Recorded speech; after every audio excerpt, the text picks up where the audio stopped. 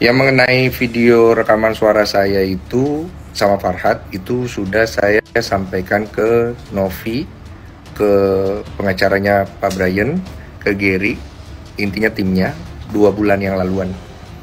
Itu udah saya sampaikan, termasuk saya sampaikan semua WA Farhad ke saya yang membicarakan tentang Novi dan tujuan serta maunya Farhad itu sendiri. Jadi itu saya sudah sampaikan, harusnya bukan suatu hal yang baru dan itu udah lama. Ya, jadi intinya semuanya sebelum ini tersebar aku udah tahu, dan buat aku pribadi ya sudah gitu loh, nggak ada masalah apapun gitu. Jadi gue jelasin sekali lagi ya buat yang nggak tahu. Jadi itu saya sudah informasikan ke Novi dari awal sama Gary, tanya aja lah sama Gary sama Novi, bahwa dari yang rekaman itu juga udah gue kirim ya buat itu ya Gary ya. Iya bang. Jadi biar Gary sama Novi aja yang jelasin, soalnya kalau gue jelasin kesannya gue membela diri. Gue juga nggak dalam masalah ini gue mau jelek atau enggak, intinya gue bantu, gue mau carikan solusi, gue orang dengar, kalau bisa gue mediasikan, ayo diselesaikan. Tapi kalau masih nggak bisa, ya kembali kepada masing-masing. Ya, jadi intinya semuanya sebelum ini tersebar aku udah tahu, dan buat aku pribadi ya sudah gitu loh, nggak ada masalah apapun gitu. Jadi maka pada saat ini tersebar aku langsung kayak, loh kok ini muncul gitu di saat sudah berjalan 2 bulan. Ini pasti ada hal-hal yang disengaja untuk memperkeruh keadaan atau mungkin membuat hubungan saya sama Bang Densu nggak baik gitu. Padahal so far sejauh ini kita baik-baik aja gitu. Iya, jadi buat orang-orang yang mempermasalahkan masalah suara rekaman itu suara rekaman yang ada di dalam rekaman itu emang suara gua sama Farhad, itu betul. Kemudian itu sudah gua informasikan ke Novi dan juga kepada Gary dan tim lawyernya Brian. Dan kalau dibilang gue membela diri, gue nggak perlu pembelaan diri apa-apa di sini. Gue hanya memberitahu yang sebenarnya dan silakan konfirmasi kepada orang yang bersangkutan. Tujuan gue waktu itu ngobrol di isi pembicaraan yang tersebar itu adalah gue mencari tahu tujuannya Farhad itu apa, karena dia yang membawa narasi ke gue kalau Novi itu begini begitu. Terus gue bilang ya gue pura-pura bego aja ya. Gue sih pernah dengar, gue bilang, tapi lu jangan rekam ya, karena gue tahu ini dia pasti rekam, gue bilang. Tapi kan gue sampaikan ke Novi dan ke Gary dan ke Brian, artinya gue cukup transparan lah sama kalian. Gue juga nggak mau diadu domba sama kalian, gue nggak mau ribut sama kalian, karena dari awal Novi kan tahu. Perseteruan panas antara Pratiwi Novianti atau yang lebih dikenal dengan Teh Novi dan Agus, korban penyiraman air keras, dan terus menjadi perbincangan publik. Isu utama yang memicu konflik adalah dana donasi sebesar 1,5 miliar rupiah yang hingga kini masih tersimpan di rekening Yayasan Rumah Peduli Kemanusiaan.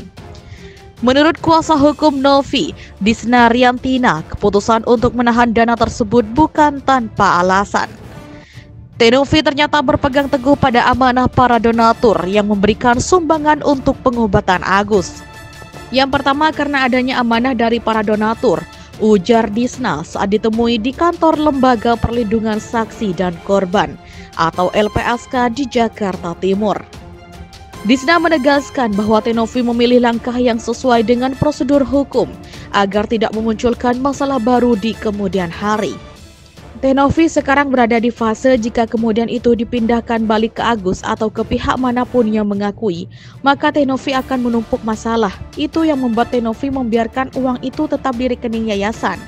Jelasnya, saat ini pengelolaan dana tersebut tengah mempertimbangkan 2 opsi utama, yakni menunggu putusan pengadilan atau mengikuti keputusan resmi dari Kementerian Sosial atau Kemensos Republik Indonesia.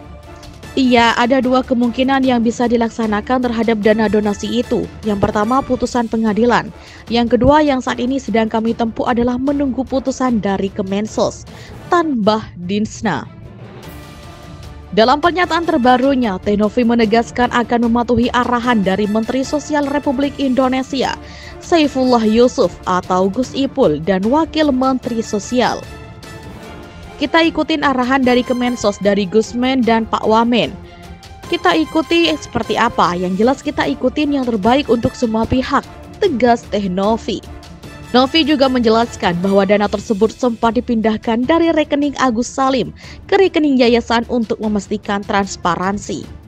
Langkah ini diambil setelah diketahui bahwa dana sebesar 95,8 juta rupiah tersebut telah digunakan Agus untuk membayar hutang pribadi. Namun, kuasa hukum Agus, Farhad Abbas, bereaksi keras terhadap putusan Teh Novi menahan dana tersebut. Farhad juga menuding bahwa langkah Novi hanya mempersulit situasi.